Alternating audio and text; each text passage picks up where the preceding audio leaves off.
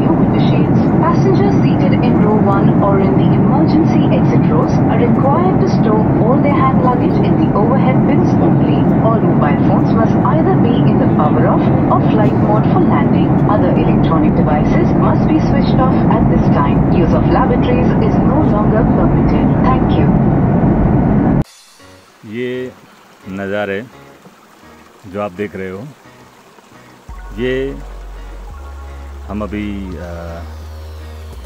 क्या बोलते हैं, ट्रैकिंग कर रहे हैं। हाँ, हम माउंट की ट्रैकिंग कर रहे हैं और ट्रैकिंग के टाइम रास्ते में मुझे ये एक छोटा सा बहुत ही प्यारा सा वाटरफॉल और इसका पानी क्या स्वादिष्ट पानी है।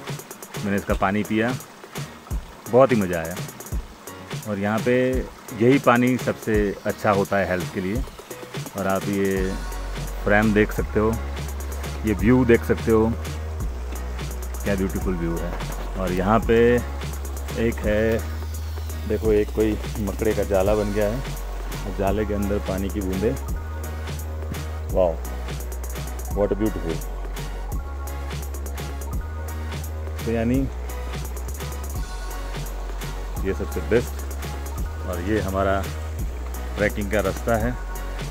यहाँ नीचे जो वाटरफॉल हो रहा है उसकी आवाज़ भी आपको सुनाई देती होगी।